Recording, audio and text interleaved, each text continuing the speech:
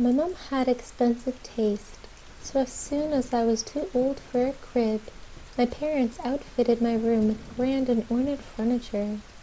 It might seem out of place for a kid at that age to have mahogany dressers and a king-sized bed, but it's really not strange at all if you knew my parents. They always treated me like an adult. Even my name, Alana, had seemed too big for me at that age. Part of my new and exquisite bedroom set was a massive vanity mirror. It was one of those things that was so decadent it bordered on gross. My parents hung the mirror on a wall opposite my bed, and it gave me the creeps. I hated it, but no matter how much I complained, my parents refused to take it down, lest it ruin the decorum of the room. I couldn't even sleep with this mirror staring at me. The night terrors came so frequently my dad eventually found a compromise and hung a sheet over it every night with thumbtacks.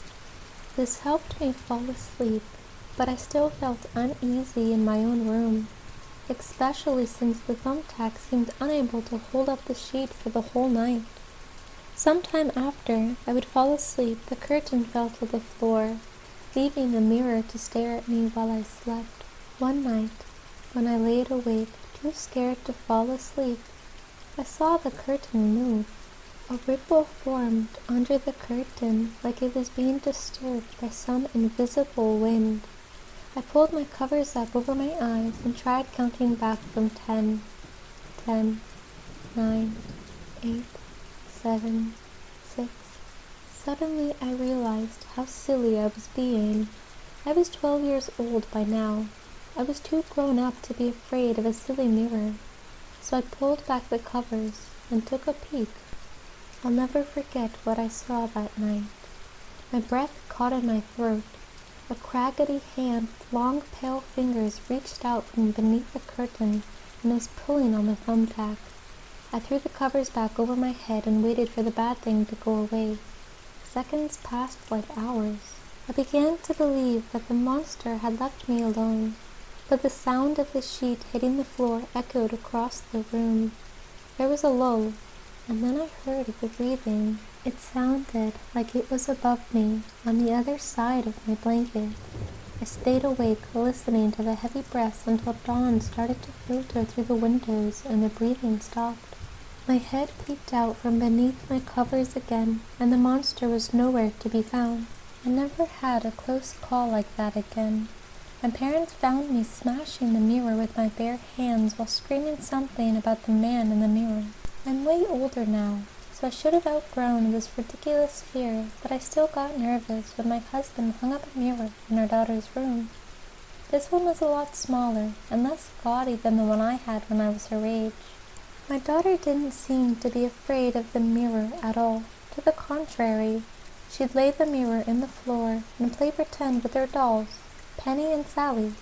It was Saturday night, the end of laundry day. While I was headed to the dryer, I walked past her room and overheard something that stopped me in my tracks. "Can Mommy and Daddy come in the mirror too?" my daughter whispered. My heart was pounding in my chest as I leaned into her room trying to get a glimpse at what she was doing. All the nightmares and memories from my childhood came back to me in a flood. Penny and Sally were lying discarded on the mirror, and my daughter's hands were placed face down on top of it. Her beautiful tawny hair dangled below her, just barely touching the glossy surface. I thought I saw something reaching up from the mirror, hidden behind her hair. "Who are you talking to, sweetie?" I called out. My daughter jerked her hands up off the mirror like she had been caught doing something she wasn't supposed to. "Nobody, Mom. I was just playing with my friends." "Okay, well, I think it's probably time for bed. Let's put the mirror up and get you in your pajamas." She fussed like usual, but we got the mirror back up and I tucked her into bed. I tried to shake off the whole experience. It was probably just my stupid overactive imagination. Later that night, I woke up in a cold sweat. There was this feeling that something in the house was just wrong. I slipped on my house shoes and made my way to my daughter's room as quickly and quietly as I could, trying not to wake anyone up so I didn't have to explain what I was doing. When I reached my daughter's door, my panic was nearly overwhelming.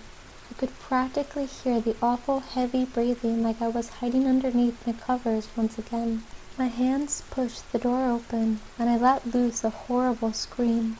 My daughter was lying in bed, fast asleep, but a pale white hand was wrapped around her throat. The thing was looking up at me after my scream. I wish I'd never seen its face. 2 maggot-ridden holes peered back at me where its eyes should be. Toothy jaws split all the way up its elongated face.